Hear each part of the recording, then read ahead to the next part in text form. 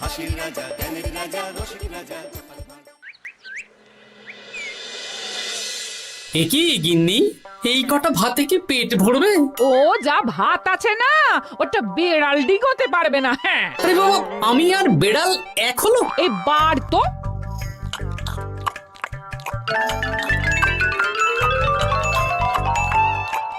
গিন্নি, পেটটা ভরেনি বুঝলে, তুমি আরেক হাঁড়ি ভাত বসাও।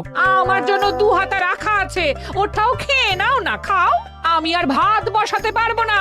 এখন উনুন ধরাও, আঁচ দাও, ভাত বসাও। আহ, আরে তোমারটা তুমি খেয়ে নাও না। তুমি তো জানো আমার এইটুকু খাবার পোষায় না। তারপর তুমি আজকে ওই ওলের ঝোলটা যা বানিয়েছিলে না, আহা। খাই খাই খাই খাই করে আমার জীবনটাও খেয়ে ফেললে গো। আরে বাবা, ভগবান এই পেট দিয়েছে কিসের জন্য? এত খাটাখাটনি সবকিছুই তো এর জন্য নাকি? হ্যাঁ,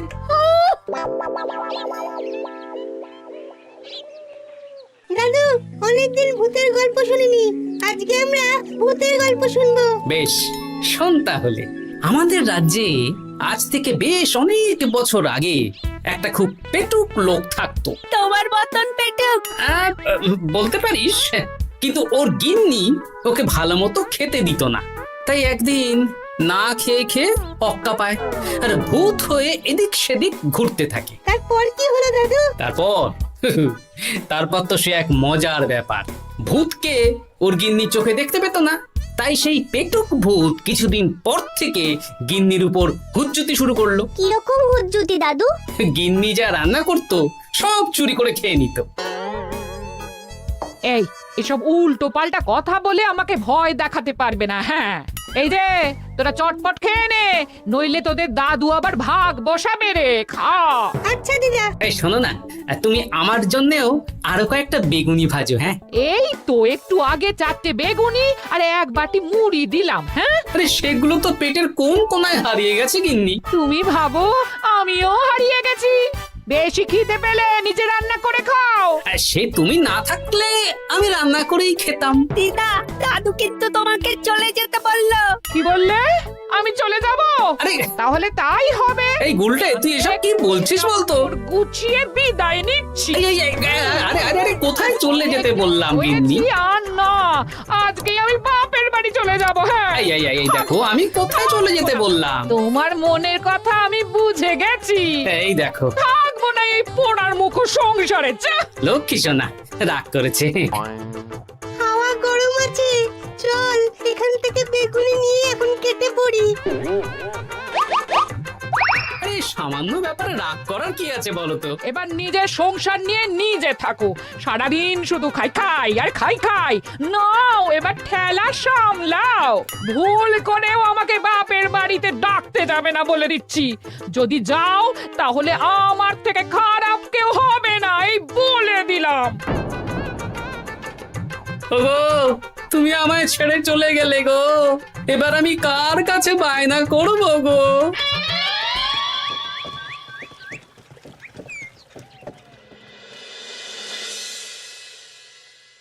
কিরে, তুই একা একা? জামাই কোথায়? তোমাদের জামাইকে ছেড়ে চলে এসেছি। এ মা, তুমি কি থাকতে দেবে না আমি চলে যাব? এসব আবার কি কথা বলছিস তুই? হ্যাঁ, এ তো তোরও বাড়ি। আমাদের ভাত ডাল জুটলে তোরও জুটবে। কি হয়েছে রে দিদি? দিন রাত খেটে খেটে কয়লার মতো পুড়ে যাচ্ছি, আর ওনার বায়না শেষ নেই। সারাদিন শুধু খাই খাই আর খাই খাই। এবার বুঝবে জামাই বাবু। হ্যাঁ, নিজে হাত পুড়িয়ে রান্না করার ঠেলা।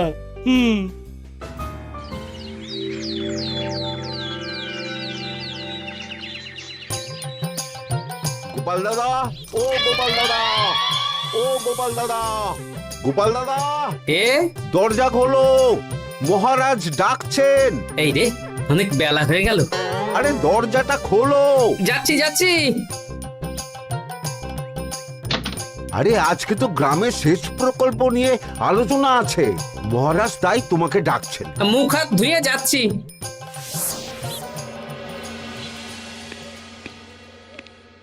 দেখুন মহারাজ, দেখুন, এত বেলায় গোপাল এলো, তাও নিজে আসেনি, ডেকে নিয়ে আসতে হলো। সত্যি গোপাল, আজকে এত জরুরি একটা আলোচনা সভা, কোথায় তুমি তাড়াতাড়ি আসবে? তা না করে গোপাল বাড়াবাড়ি করে ফেললো। গোপাল, এই আমি শেষবারের মতন বলে দিচ্ছি, ফের যদি এরকম রাজসভায় দেরি করে আসতে দেখি তাহলে কিন্তু কড়া ব্যবস্থা নেব। আসলে মহারাজ, আমার গিন্নি গতকাল রাগ করে বাপের বাড়ি চলে গেছে, তাই বেশ হয়েছে। আচ্ছা, যে জন্য আজকের আলোচনা সভা ডাকা হয়েছে সেটা হলো আমাদের রাজ্যের দক্ষিণে একটা সেচের জন্য পুকুর খনন করা হচ্ছে। এ তো খুব ভালো কথা মহারাজ। দক্ষিণের চাষি ভাইরা অনেক দিন ধরে জলের সমস্যায় ভুগছিল, এবার একটা সুরাহা হবে। কিন্তু এটার জন্য তোমাদের বেতন কয়েক মাস কম পাবে তোমরা। এ কি কেন মহারাজ?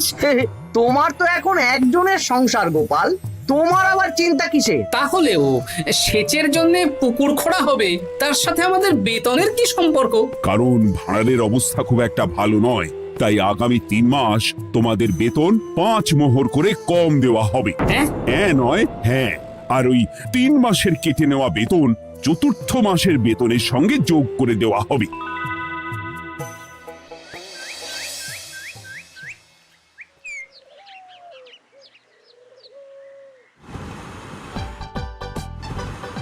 কি দাদু, এ তোমার চোখ মুখের কি অবস্থা?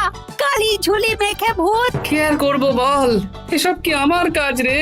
কালকে ভূতের গল্প শোনাচ্ছিলে, আজকে নিজেই ভূত সেজে বসে আছো।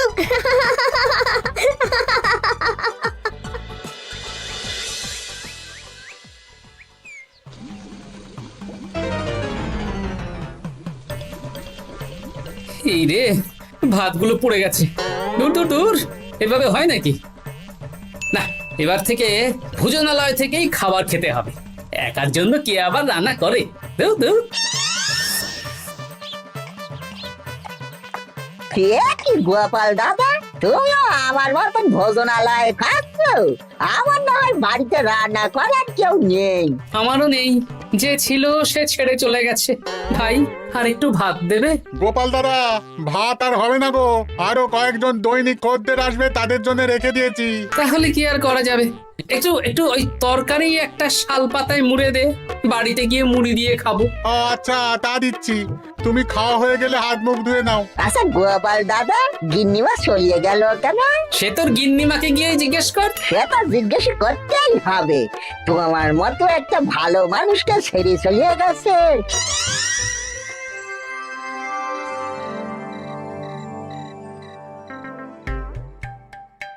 এসো এসো।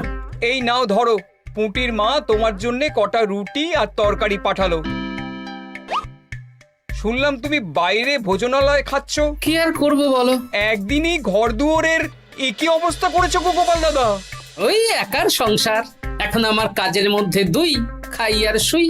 তা গিন্নিমাকে খবর দাও। না না না, খবর দিলে আবার অশান্তি শুরু করবে, বরং তুমি গিয়ে বলো। বেশ, তাহলে কালকে আমি তোমার শ্বশুর বাড়ির দিকে সার কিনতে যাব, না হয় গিন্নিমাকে আমিই খবর দিয়ে দেবো।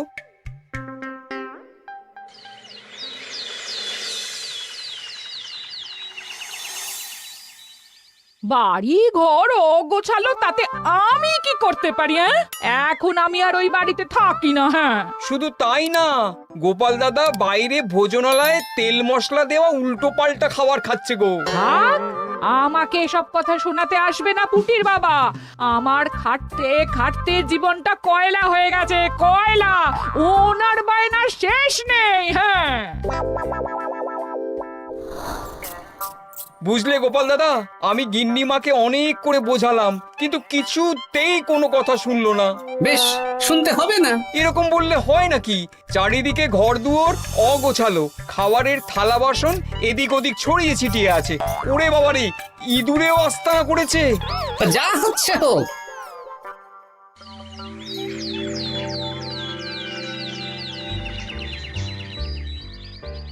ভোলা, আটটা কচুরি দাও তো ঝটপট, খেয়ে রাজসভায় চলে যাব। এই নাও। ও গোপাল দাদা, শুনলাম নাকি গিন্নিমা বাড়ি ছেড়ে চলে গেছেন? হ্যাঁ, ঠিকই শুনেছো। তাই বাইরের খাবার খেয়ে কতদিন কাটাবে? এভাবে তো তোমার শরীর খারাপ করবে। ওই শরীরের নাম মহাশয়, যা সবে তাই সয়। রান্না বান্না করছো বাড়িতে? না, রান্না করার লোক নেই, আর আমার দ্বারা ওসব কালিঝুলি মাখাও সম্ভব না। দেখো গোপাল দাদা, এই রোজ রোজ বাইরের খাবার খাওয়া ভালো নয়। ভাবছি আরেকটা বিয়ে করব। হ্যাঁ, বলো কি? গিন্নিমা জানলে তো? জানলে জানুক, ও তো এখন আর আমার কেউ নয়। গোপাল দাদা আরেকটা বিয়ে করবে? না না না না না, গিন্নিমাকে বলতেই হবে ব্যাপারটা।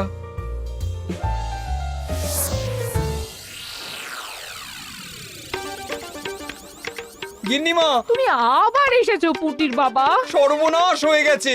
আবার কি সর্বনাশ? হ্যাঁ, বাড়ির চারিদিকে অগোছালো, ইঁদুর মশা মাছি ঘুরে বেড়াচ্ছে। আমি আর ওই বাড়িতে যাব না। গোপাল দাদাও সেই ব্যবস্থাই পাকাপাকি করতে চলেছে, আরেকটা বিয়ে করবে। কি বললে? জল জ্যান্ত বউ থাকতে আরেকটা বিয়ে? হ্যাঁ, আমি আজকেই যাব। ওর একদিন কি আমার একদিন? হ্যাঁ, আমি আজকেই যাব। এই দিদি, এক মুহূর্তে এরকম বদলে গেলি কেন? আবার আবার তো জামাইবাবু তোকে খাটাবে। তা বলে তোর জামাই বাবুটাই অন্য কারোর হয়ে যাবে? হ্যাঁ, আমি বেঁচে থাকতে আমি হতে দেব না। তাহলে দিদি আমিও যাব। ওই জামাইবাবু অতিরিক্ত খায়, জামাইবাবুর খাওয়া বন্ধ করতে হবে, বুঝলি? ঠিক আছে, চল তাহলে চল। ঠিক আছে, চলুন তাহলে। হ্যাঁ হ্যাঁ, তাই চলো। বুঝলি দিদি, আমার মাথায় একটা মতলব এসেছে। হ্যাঁ। কি মতলব শুনি?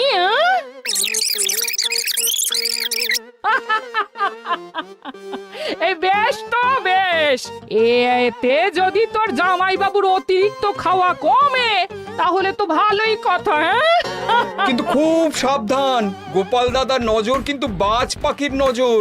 তাহলে যাওয়ার পথে একটা সাজঘর হয়ে যেতে হবে। হ্যাঁ, তাড়াতাড়ি চলুন, রাতে মনে হয় ঝেঁপে বৃষ্টি হবে। কই গো, বলি কোথায় গেলে? এ কি, আমি তো বেশ ভালোই ছিলাম, তা তুমি আবার ফিরে এলে কেন? আমি বেঁচে থাকতে তুমি আবার বিয়ে করবে? ওসব চলবে না। আমি এক সাধক বাবাকে নিয়ে এসেছি, তোমার সব ভীমরতি ইনি ছড়িয়ে দেবেন। হ্যাঁ, আজকে থেকে তোমার অতিরিক্ত খাওয়া দাওয়া বন্ধ করার দায়িত্ব এনার। যা বাবা,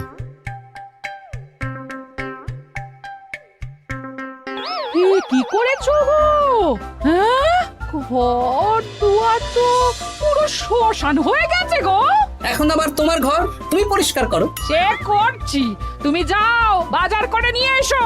ভোলার দোকান থেকে বেশি করে ছানা আনবে, আর রাতে ছানার বড়া করে তরকারি বানাবো। হ্যাঁ, আহা, কতদিন খাইনি, এক্ষুনি যাচ্ছি। তাড়াতাড়ি যাও, তাড়াতাড়ি যাও, মেঘ ডাকছে, রাতে বৃষ্টি হবে। আমি এই ঘর গুছিয়ে রান্না বসাচ্ছি গো।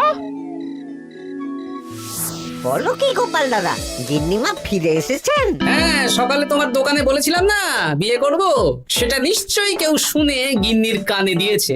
ব্যাস, ঘরের বউ ঘরে চলে এলো। সকালে যখন তোমাকে আমি ওই কচুরি দিচ্ছিলাম, তখন তো ওই পুটির বাবাকে দোকানের সামনে দিয়ে হেঁটে যেতে দেখেছিলাম। তাহলে পুঁটির বাবাই খবর দিয়েছে, ভালোই হয়েছে। যাই হোক, আমাকে ওই 500 গ্রাম মতো ছানা দাও তো, গিন্নি ছানার বড়া দিয়ে তরকারি করবে। ভালো তো, ভালো তো, তোমরা ওই কর্তা গিন্নি একসাথে খাবে। আবার কোন সাধককে নিয়ে এসেছে যে আবার খাবার খাওয়া নিয়ন্ত্রণ করবে? দেখো কি করে তোমাকে সামলায়। এই নাও।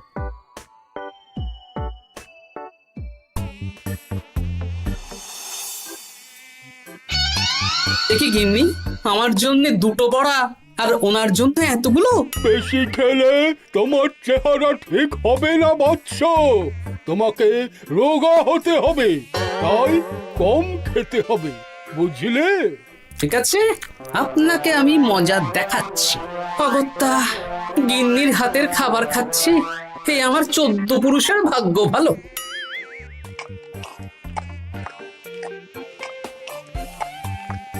বাবা, আপনাকে আরেকটু তরকারি দিই বাবা?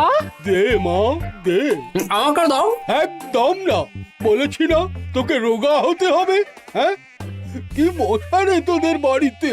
আরে রে নকল গুঁফ, মশা যাওয়ার আগে আপনাকে আমি তাড়াবো। এই কদিন চারদিকে সব ছড়িয়ে ছিটিয়ে নোংরা করেছে, মশা মাছি এত তাড়াতাড়ি যাবে না। হ্যাঁ, আমার খাওয়া হয়ে গেছে, আমি উঠলাম। আপনি ভালো করে খান কেমন?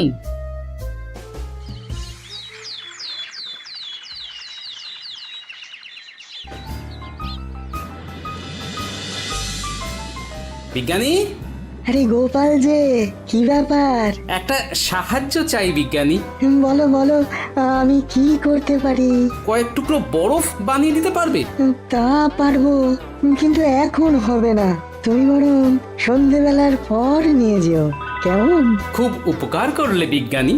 আমি ওটা বিশেষ মোড়কে তোমায় দেব, যাতে গলে না যায়। ধন্যবাদ বিজ্ঞানী, এখন তাহলে আসি।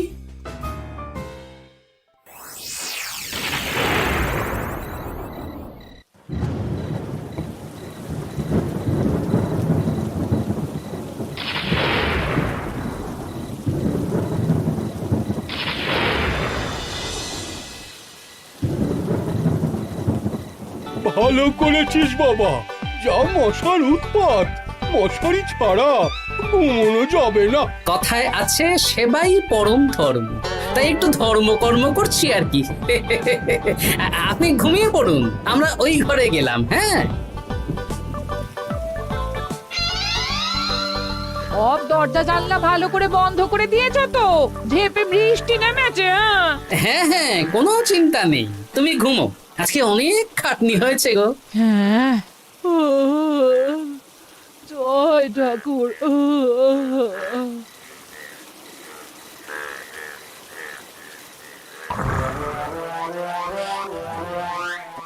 এই তো গিন্নিও ঘুমিয়েছে, এবার আসল কাজ শুরু হবে।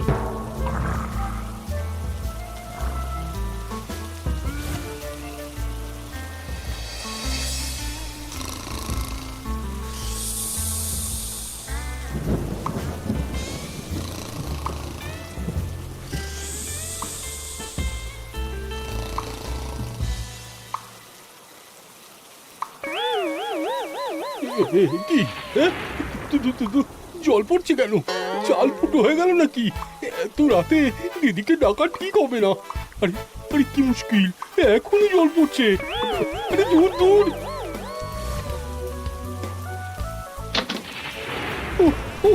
বাপরে বাপ।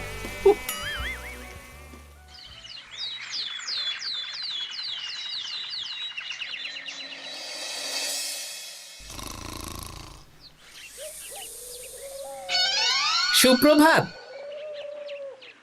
প্রভাত আর শু নেই। কেন?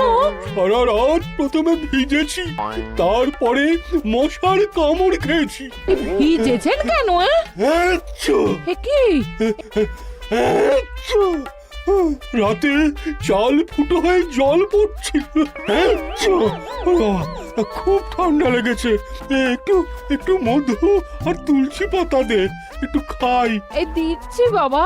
এ হতেই পারে না, কদিন আগেই তো চাল সারিয়েছি। ঘরের মধ্যে তাহলে জল এলো কি করে? ঠিক যেভাবে আপনার নাকের নিচে নকল গোঁফ এসেছে শ্যালক বাবু, ঠিক সেইভাবেই। এই রে, হয়ে গেল। দাড়িটাও তো নকল।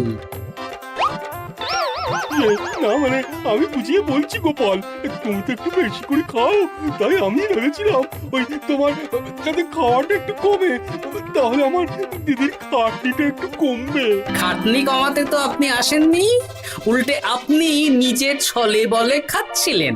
অতিথি হিসেবে এলে নিশ্চয়ই খাওয়াতাম, কিন্তু এটা আপনি ঠিক করেননি। ওগো, ও তো আমার ভালোর জন্যই করেছে। তুমি আমার বিবাহিত স্ত্রী, ও এখন তৃতীয় ব্যক্তি, তুমি ওর কথা কেন শুনবে?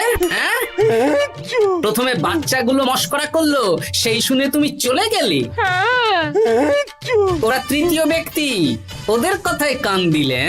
তারপর পুঁটির বাবার কথা শুনে বিশ্বাস করলে আমি সত্যিই বিয়ে করছি। হ্যাঁ, এই জন্যেই তো চলে এলাম। হ্যাঁ, এখানে পুঁটির বাবাও তৃতীয় ব্যক্তি, আর তারপর শ্যালক বাবুর কথায় আমাকে কম খেতে দিচ্ছ, আর উনিও তৃতীয় ব্যক্তি।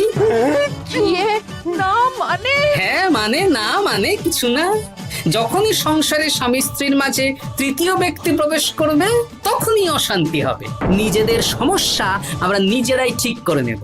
আচ্ছা গো, আচ্ছা ঠিক আছে, আর কোনো বাইরের লোকের কথা শুনবো না। এবার বলো তো, ছাদ থেকে জল পড়ার ব্যাপারটা কি? ওটা তো কাল রাতে মশারির উপরে বরফ রেখেছিলাম, আর সারা রাত ধরে বরফের জল শ্যালক বাবুর গায়ে পড়েছে। ছাদ ঠিকই আছে গিন্নি। হ্যাঁ নয় হ্যাঁ, কাল যখন খাবার খাওয়ার সময় দেখলাম আপনার গোঁফ খুলে যাচ্ছিল, আপনি ঠিক করলেন, তখনই একটা সন্দেহ হয়। ওরে ওরে গোপাল, আমি আর তোমাদের কর্তা গিন্নির মাঝে থাকবো না। আমি পালাই, আমি পালাই। ও, ও, ও, ও, ও, ও, ও, ও।